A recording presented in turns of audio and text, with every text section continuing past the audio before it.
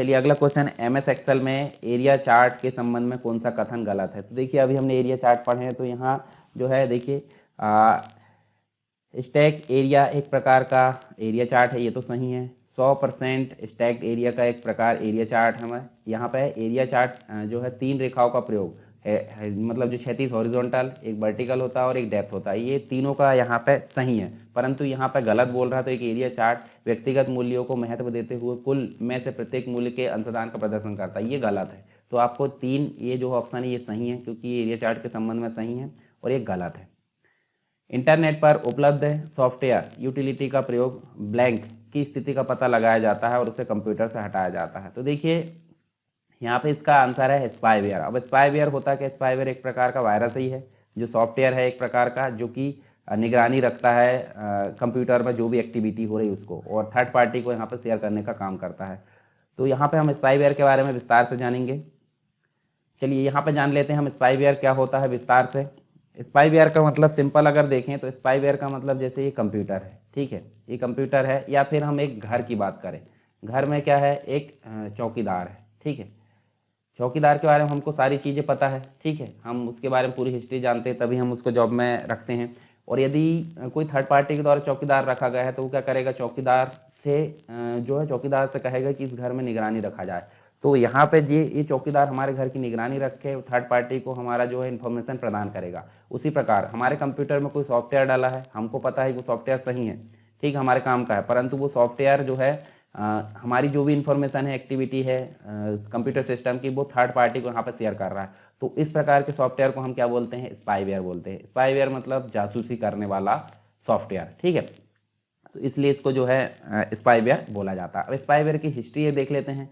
तो देखिए यहाँ पे पहला जो स्पाईवेयर है, यहाँ पे खेल मजे में बनाया गया था, जो कि 16 अक्टूबर 1995 का था, ठीक है। और उसके बाद स्पाईवेयर सबसे पहले 2006 में लोगों की नज़र में आया, जब internet explorer Microsoft Windows operating system में से पाया गया, जिसके कारण विंडोज़ ऑपरेटिंग सिस्टम के कुछ पार्ट काम करना बंद कर दिए गए, जिसे बाद में माइक्रोसॉफ्ट के द्वारा सुधार भी लिया गया, ठीक है। कुछ स्पाईवेयर के प्रकार होते हैं, जैसे कि एक एडवेयर होता है, फिर एक सिस्टम मॉनिटर होता है, फिर ट्रेसिंग यहाँ पे ट्रेसिंग या ट्रैकिंग कुकीज़ होता है, फिर ट्रोजन्स होता है। तो सबके बारे में जान लेते हैं। जैसे एडवेयर, तो एडवेयर का फुल फॉर्म क्या होता है, एडवर्टाइजमेंट सपोर्टेड सॉफ्टवेयर, जिससे कि सॉफ्टवेयर जो निर्माता कंपनी है उसके द्वारा बनाया जाता है। उदाहरण के तौर पर समझे तो अगर आप कोई भी सॉफ्टवेयर को इंस्टॉल करते हैं तो इंस्टॉलेशन के प्रोसेस में अगर एडवर्टाइजिंग एड आपको दिखाई दे तो एडवेयर सॉफ्टवेयर यहाँ पर देखने को मिले, जिसके कारण एडवर्टाइजिंग सॉफ्टवेयर भी जिस मतलब इसे जो है इसी कारण एडवर्टाइजिंग सॉफ्टवेयर कहते हैं, और इसके कारण आपको कंप्यूटर को कोई नुकसान नहीं पहुंचता। फिर होता है सिस्टम मॉनिटर। इस तरह के स्पाईवेयर जो होते हैं, आप अपने कंप्यूटर में जो भी गतिविधियां यानी कि जो भी एक्टिविटी दिन भर करते हैं, जैसे कि किसी दूसरे जो व्यक्ति है उससे चैट करना, ईमेल भेजना, और कौन कौन सी वेबसाइट में आप दिन भर विजिट कर रहे हो, इसकी जानकारी को चुराकर थर्ड पार्टी को भेजना, ये सिस्टम मॉनिटर का काम होता है। मॉनिटर मतलब मॉनिटरिंग करना सिस्टम की, सिंपल नाम से स्पष्ट है। फिर होता है ट्रैकिंग कुकीज़।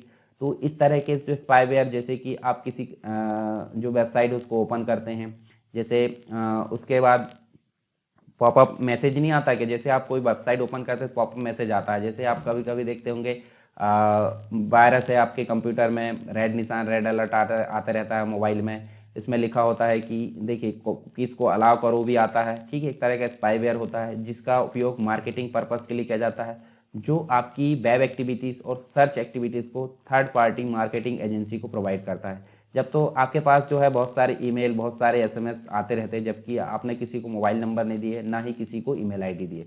फिर एक होता है ट्रोजन। तो इस तरह के स्पाईवेयर आपके कंप्यूटर में घुसकर महत्वपूर्ण जानकारी, जैसे कि bank account number, credit card, ये सारी जो इन्फॉर्मेशन है, ठीक है, उनको चुरा लेते हैं, ठीक है। मतलब जो सेंसिटिव डाटा होता है उसको चुरा लेते हैं और थर्ड पार्टी को प्रोवाइड करते हैं, और थर्ड पार्टी उसको जो है उसका मिसयूज़ करती है, ठीक है। इसके अलावा हम बात करें स्पाईवेयर जो होता है एक प्रकार से अगर देखें तो देखिए नॉर्मल जो वायरस होता है, देखिए वायरस और स्पाईवेयर में यहाँ पे कंपैरिजन की बात की जा रही है। तो वायरस तो सिंपल ही अगर कंप्यूटर में घुसे तो हमारे कंप्यूटर को ही नुकसान पहुँचाएगा, फाइल को करप्ट कर देगा, बहुत सारी चीज़ें, तो इससे क्या होगा, कंप्यूटर ही खराब होगा। परंतु अगर वो डाटा क्या होगा, कंप्यूटर का खराब होने की वजह थर्ड पार्टी को चला जाए और बैंक अकाउंट नंबर, कुछ सेंसिटिव डाटा तो थर्ड पार्टी को चला जाए, थर्ड पार्टी उसका मिसयूज़ करके हमारा बहुत सारा लॉस कर सकती है। तो इस हिसाब से देखें तो स्पाईवेयर जो है वायरस की तुलना में काफ़ी खतरनाक होते हैं, ठीक है। तो नॉर्मल वायरस कंप्यूटर को सिर्फ करप्ट करेगा, फाइल को करप्ट करेगा, जबकि स्पाईवेयर आपके कंप्यूटर की महत्वपूर्ण जानकारी जैसे कि बैंक का पासवर्ड, एटीएम कार्ड नंबर, ये सारी चीज़ें जो भी मतलब एक प्रकार से गोपनीय जानकारी होती है उसको थर्ड पार्टी को प्रोवाइड करता है और हमारी सिक्योरिटी खतरे में पड़ जाती है, ठीक है। तो इस हिसाब से देखें तो स्पाईवेयर वायरस की तुलना में काफ़ी खतरनाक होता है। एक आपने अभी वर्तमान में काफ़ी नाम सुना होगा पेगासस स्पाईवेयर, ठीक है, जो कि इसराइल के द्वारा बनाया गया, इसराइल की कंपनी है। साइबर आर्म्स फर्म जो है एनसीओ ग्रुप के द्वारा जो है लोगों के फ़ोन की डिटेल को इकट्ठा करने के लिए यहाँ पे इसको बनाया गया है। तो एक प्रकार का ट्रोजन हॉर्स स्पाईवेयर है जिसे जो है इजरायली कंपनी के द्वारा बनाया गया है।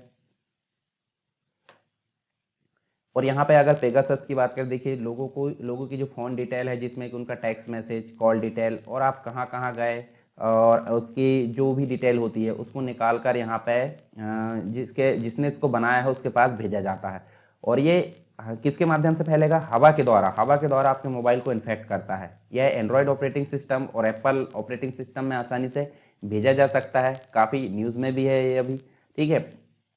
अब आपसे पूछा जाता है कि स्पाईवेयर से कैसे बचा जाए, इसके अटैक से कैसे बचा जाए। तो आपको ध्यान रहना चाहिए कि जब भी आपके ईमेल बॉक्स में कोई ईमेल आए तो अनऑथराइज्ड कोई ईमेल है तो उसको ओपन बिल्कुल ना करें, ताकि क्या हो, आप वायरस से बच सके। फिर अनट्रस्टवर्थी मतलब बिना भरोसे वाली जो फाइल है, जो कि आप देखते हैं ना, जैसे फ्री फाइल आप फ्री डाउनलोड करने के लिए आप काफ़ी उत्सुक रहते हैं, जबकि फ्री फाइल में ज़्यादातर आपको स्पाईवेयर और वायरस देखने को मिलेंगे, तो उनसे आप सावधान रहें। फिर आपको पॉपअप एडवर्टाइजमेंट जो आते हैं बार बार बोलते हैं क्लिक करें, या फिर जो भी आते हैं एक्सेप्ट करने को, तो उनको आप बिल्कुल भी अलाउ या क्लिक ना करें, तो आप जो है स्पाईवेयर से बच सकते हैं। फिर अच्छी कंपनी का जैसे वायरस है, तो वायरस आप हटाने के लिए क्या करते हैं, फ्री मैकफी या फिर जो भी ऑनलाइन जो भी फ्री सॉफ्टवेयर है एंटीवायरस, उसको डाउनलोड करके इंस्टॉल कर लेते हैं। पर मेरा सजेशन है कि कोई आप अच्छा एंटीवायरस आप इंस्टॉल कर सकते हैं अपने कंप्यूटर में, या तो मोबाइल में तो आपको एंटीवायरस की ज़रूरत पड़ती नहीं है, तो आपको मोबाइल में करना नहीं है। पर आप अगर कंप्यूटर की बात करें, कंप्यूटर में आपको जब विंडोज़ 10 आप चला रहे हैं या 11 चला रहा है, तो आपके कंप्यूटर में एक विंडोज़ डिफेंडर होता है, उसको आप अपडेट करते रहें, वो आपके कंप्यूटर की सिक्योरिटी को मेंटेन करके रखेगा, यानी कि सुरक्षित रखेगा आपके कंप्यूटर को, ठीक है। तो ये तो थे हमारे स्पाईवेयर के बारे में कुछ जानकारी, आई होप आपको समझ में आ गई होगी। फिर भी अगर कोई डाउट है तो आप मुझे कमेंट बॉक्स में बता सकते हैं। चलिए अगला क्वेश्चन है, जॉइंट फोटोग्राफिक्स एक्सपर्ट ग्रुप यानी कि जेपीईजी किसके लिए यूज़ किया जाता है, किसको कंप्रेस करता है? क्योंकि यहाँ पे देखिए जॉइंट मतलब कंप्रेस करने का काम, तो ये जो है इमेज के संबंध में एक्सटेंशन होता है। एक्सटेंशन आप समझ गए थे, एक्सटेंशन मतलब होता है फाइल को आइडेंटिफाई करने के लिए। अब बात करते हैं ग्राफिक्स से संबंधित, बात की जा रही है इमेज की, तो कंप्यूटर में ग्राफिक्स जो है एक ऐसी जो आर्ट होती है जिसमें इमेज जो लाइन होती है, चार्ट होती है आदि, कंप्यूटर प्रोग्रामिंग के द्वारा इसको बनाया जाता है। आसान भाषा में कहें तो कंप्यूटर स्क्रीन पर चित्रों को ड्रॉ करना कंप्यूटर ग्राफिक्स कहलाता है, ठीक है। और ये दो प्रकार की होती है, एक तो रास्टर होती है और एक वेक्टर होती है। वेक्टर जो होती है कंप्यूटर में बनाई जाती है, और रास्टर जो होती है कैमरे के द्वारा खींची जाती है, मतलब पिक्सल से बनी होती है, और वेक्टर जो होती है ऑब्जेक्ट से बनी होती है। कंप्यूटर ग्राफिक्स बहुत सारे पिक्सल से बनी होती है। पिक्सल कंप्यूटर स्क्रीन पर दिखाई देने वाला छोटा डॉट होता है। कंप्यूटर ग्राफिक्स शब्द का प्रयोग सबसे पहले वन हडसन और विलियम फेटर ने 1960 में किया था। तो हम यहाँ बात कर लेते हैं फोटोशॉप, जो हमारा फोटो एडिटिंग सॉफ्टवेयर है, उसके अंतर्गत कुछ फाइल एक्सटेंशन होते हैं। जैसे कि इसका बाय डिफ़ॉल्ट अगर एक्सटेंशन देखें फोटोशॉप का .phd यानी फोटोशॉप डॉक्यूमेंट होता है, और phd फोटोशॉप का एक्सटेंशन होता है जिसका पूरा नाम फोटोशॉप डॉक्यूमेंट होता है। परंतु फोटोशॉप में बनाई गई फाइल हम किसी भी फाइल फॉर्मेट में सेव कर सकते हैं, जैसे कि यहाँ आपको देखने को मिलेंगे, जैसे GIF यानी कि graphical image file, IMG file, TIFF यानी कि tagged image file format, EPS यानी कि इनकैप्सुलेटेड पोस्ट स्क्रिप्ट, WPG यानी file format, JPG joint photographic expert group, इसको शॉर्ट में JPG भी बोला जाता है, BMP bitmap file format, PNG portable network graphics, इन सभी को हम देख सकते हैं यहाँ पे।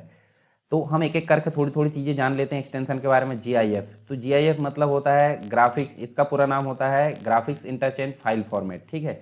तो यहाँ पे देखें तो इस फॉर्मेट का जो है प्रयोग मुख्य रूप से synthetic diagram, logos, navigation button आदि फ्लैट जो इमेज है बनाने के लिए किया जाता है, और यह रंगों के लिए कलर लुकअप टेबल का प्रयोग करता है, और केवल 256 कलर प्रति इमेज के लिए यहाँ पे उपयोग किया जाता है। फिर IMG, तो IMG जो है हम देखें तो फाइल फॉर्मेट को मूल रूप से अगर देखें तो IMG प्रोग्राम के साथ कार्य करने के लिए बनाया गया है, और फाइल फॉर्मेट मोनोक्रोम मतलब सिंगल कलर, और ग्रे स्केल मतलब ग्रे कलर को हैंडल करता है, ठीक है।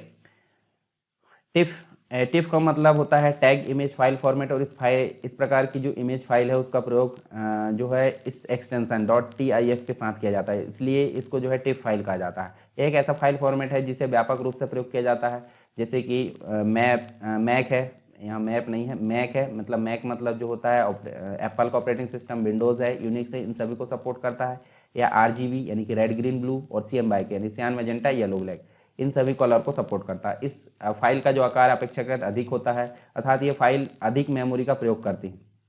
फिर एक होता है EPS फाइल का जो फुल फॉर्म है इनकैप्सुलेटेड पोस्ट स्क्रिप्ट फाइल होता है।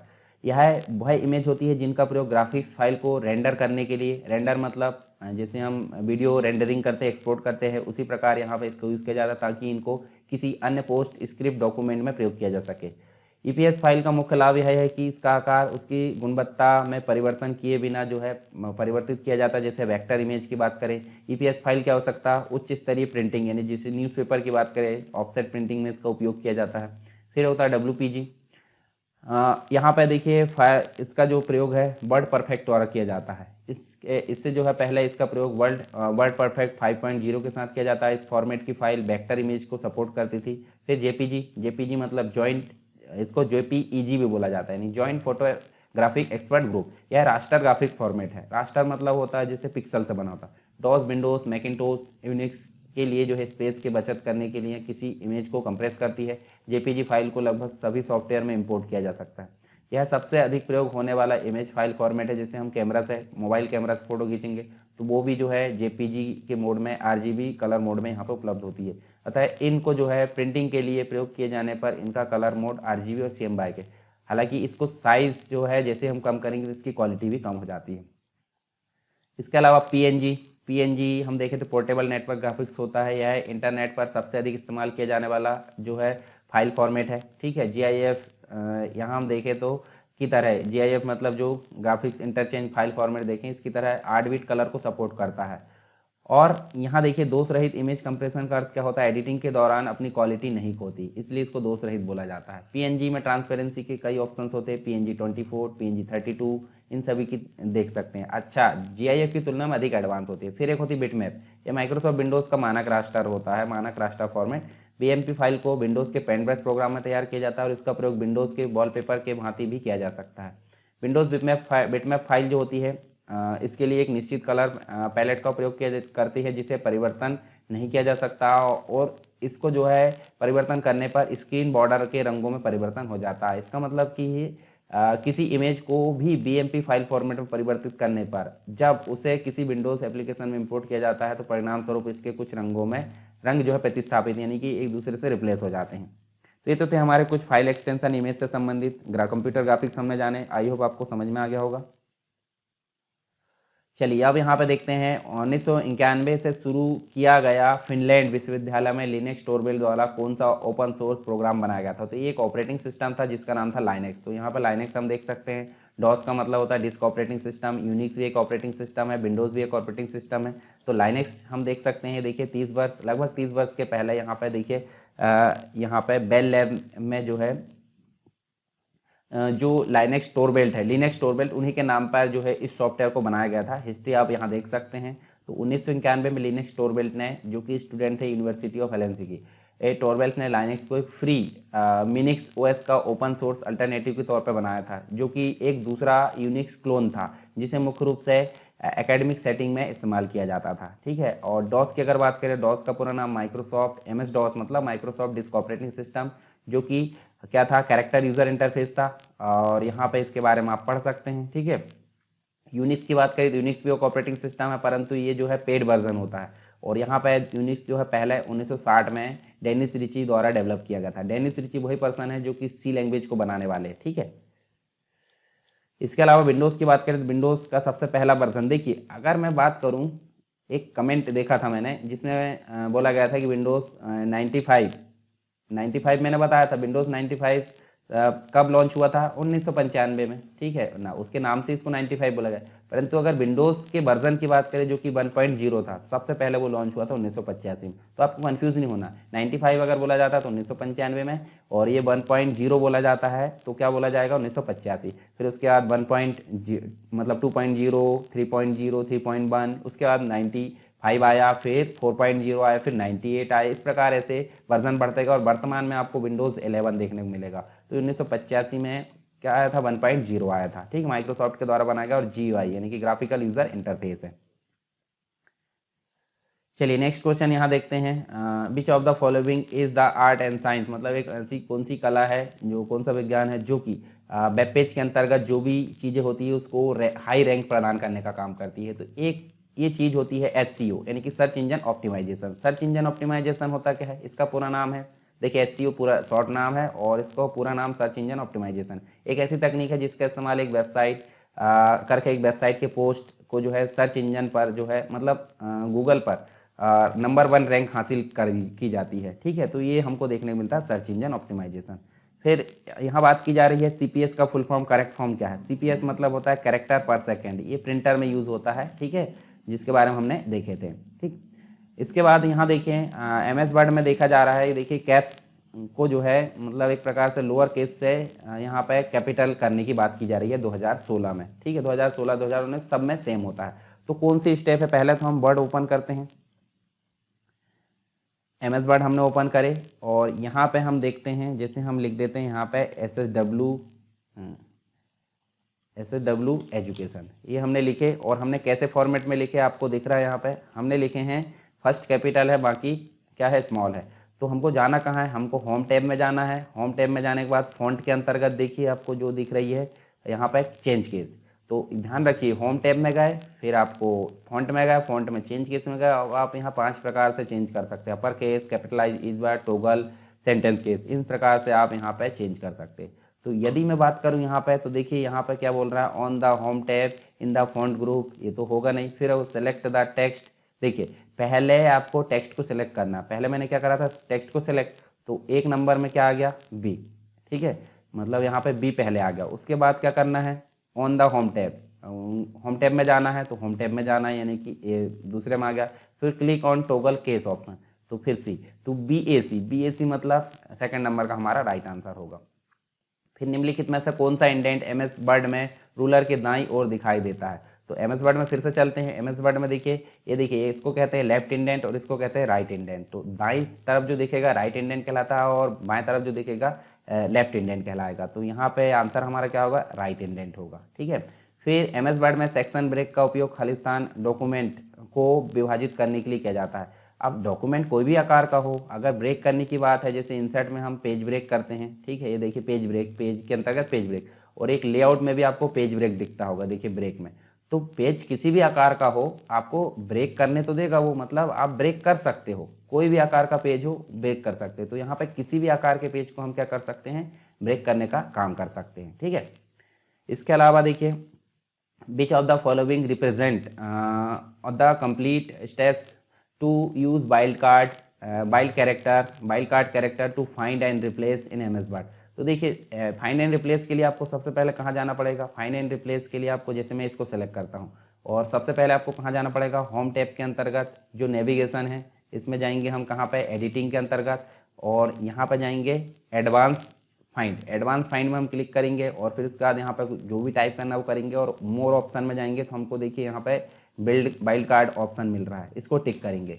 तो ये स्टेप्स आपको यहाँ पे सही रूप से देखें तो देखिए, सबसे पहले नेविगेशन पैन में जाना है होम टैब के अंतर्गत, फिर एडवांस फाइंड में, फिर मोर ऑप्शन, फिर यूज बिल्ड कार्ड। तो ये ऑप्शन हमारा सही है, तो तीसरा ऑप्शन हमारा देख सकते हैं। इसी प्रकार आप बहुत सारी चीज़ें स्टेप्स अगर ध्यान रखेंगे, इसके लिए आप जो है MS वर्ड प्लेलिस्ट में जाइए। प्लेलिस्ट में आपको MS वर्ड के कंप्लीट वीडियो मिलेंगे, MS एक्सेल के कंप्लीट वीडियो मिलेंगे, इसके अलावा MS पावर पॉइंट के कंप्लीट वीडियो। तो उनको आप पढ़ लेंगे तो आपके बहुत सारे क्वेश्चन यहाँ पे क्लियर होने वाले हैं MS वर्ड से संबंधित, एक्सेल से और पावर पॉइंट से संबंधित। तो ये आप ध्यान में रखना है, ठीक है।